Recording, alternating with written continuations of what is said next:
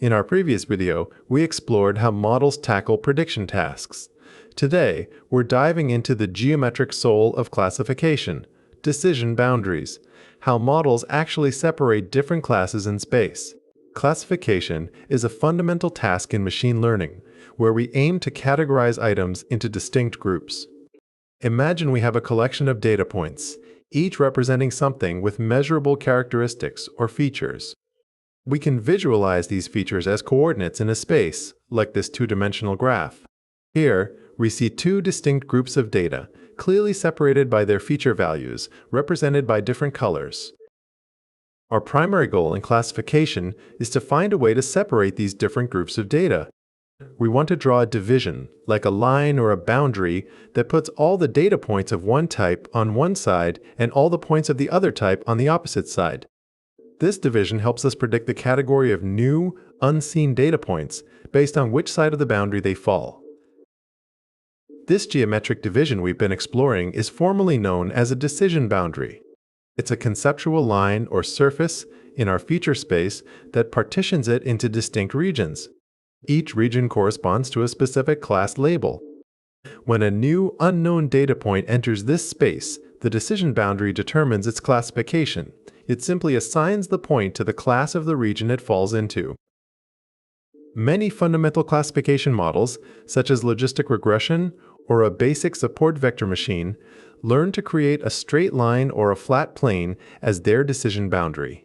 These are known as linear decision boundaries. They are effective when the data classes are clearly separable by a single straight division.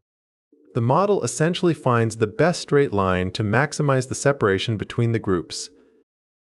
However, not all real-world data can be separated effectively with a simple straight line. Consider a dataset arranged in a pattern like this, often called an XOR pattern.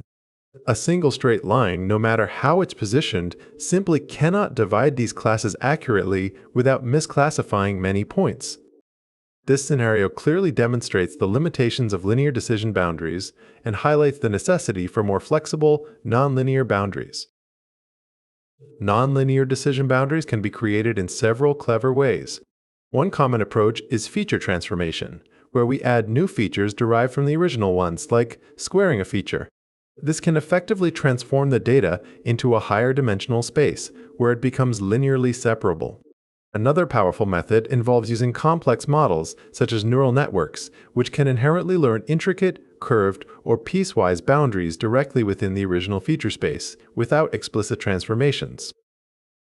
While we've primarily visualized decision boundaries as lines in two dimensions, the concept extends to higher dimensional spaces.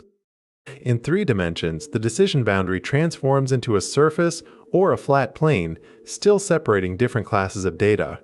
If our data has more than 3 features, the decision boundary exists in an even higher dimensional space, where it's generally referred to as a hyperplane. The fundamental principle remains the same. It divides the feature space into regions for classification. The complexity of a decision boundary is crucial for a model's performance. An overly simple boundary, like a straight line trying to separate complex data, might underfit. It fails to capture the underlying patterns, leading to many misclassifications. Conversely, an overly complex, wiggly boundary might overfit. It memorizes the training data perfectly, including its noise, but will perform poorly on new, unseen data.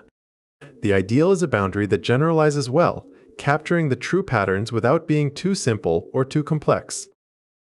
Different machine learning models inherently create distinct types of decision boundaries.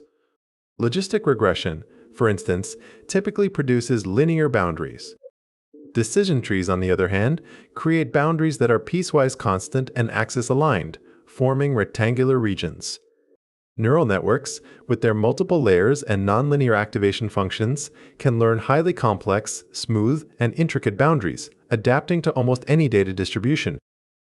In summary, decision boundaries are the fundamental geometric divisions that classification models use to separate different categories of data in a feature space. Whether they are simple lines, complex curves, or higher dimensional hyperplanes, they define how a model makes its predictions. Understanding these boundaries is crucial, as it helps us grasp a model's learned logic, evaluate its performance, and ultimately choose the most appropriate model for any given problem. They are truly the visual representation of a model's decision-making process. Thank you for watching. Please like and subscribe for more.